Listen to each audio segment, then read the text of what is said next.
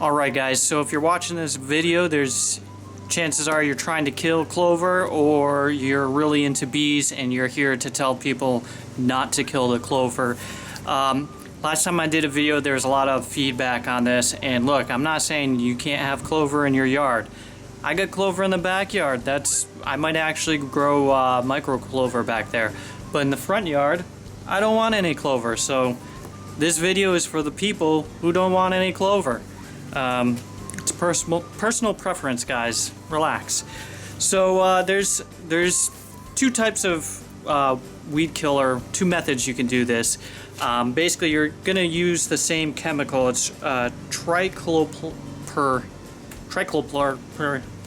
Basically, chickweed, clover, and oxalis killer. Weed Be Gone's got two versions of it.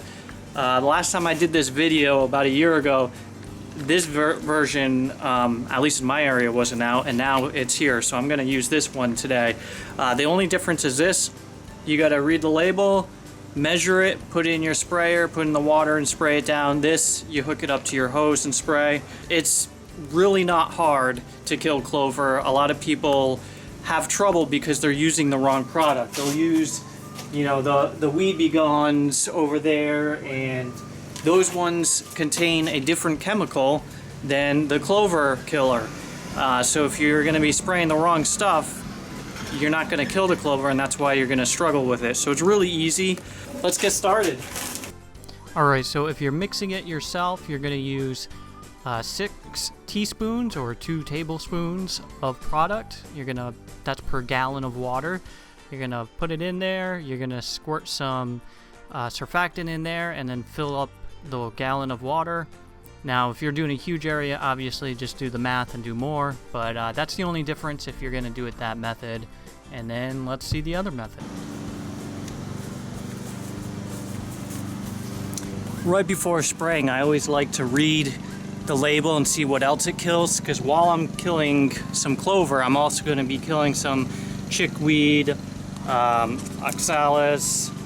I think I got some violet out there too, just in a couple spots. So reading the label real quick, now I can hit all these other weeds instead of having to come back out later and going, oh, I should have used the same thing. So just read it real quick.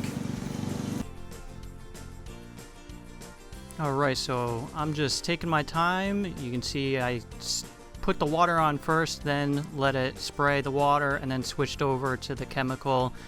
Now I'm just going back and forth. The coverage is actually pretty wide, which is great. And then you can see when there isn't any clover weeds that I'm killing, I just turn it right off. That way there's no wasted product. I'm not stressing parts of the lawn that don't need to have any chemicals applied. And it just, overall, I don't fear using chemicals, but I prefer to use as little as possible. So I like using this method so I can just pop it on, pop it off, and be good to go.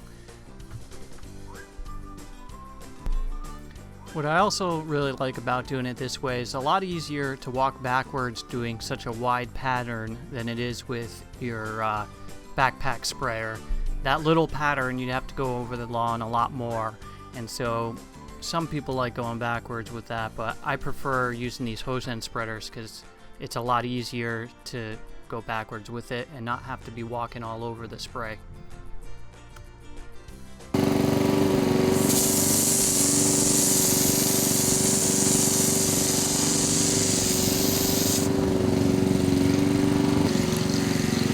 So something else people often forget: you need to reapply this in a couple weeks. It usually kills most of it right away, but some of it, whether it's you missed it or it just was more mature, you're gonna need to spray again. So that's another reason why I like using those spray bottles.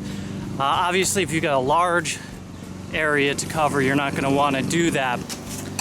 So there you have it. It's pretty easy. The only caution is you're not supposed to spray this product when it's over 90 degrees. It'll stress the lawn. So I actually thought it was 80 degrees for some reason, but like I said, always read the label, and I read the label and saw, oh, it's 90, so I was good to go.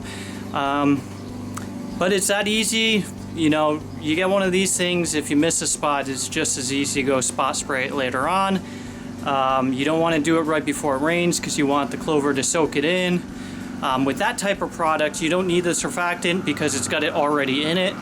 The other type that you mix yourself, you want to use. I got my big jug up there. It was like $10 for this massive jug that'll last my entire life. Surfactant's cheap.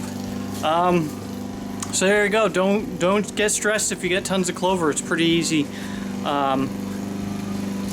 If you like this video, please give it a thumbs up and comment, hey, thanks, because the last time I did a clover video, so many thumbs down and everything, I don't know if people even can find it anymore.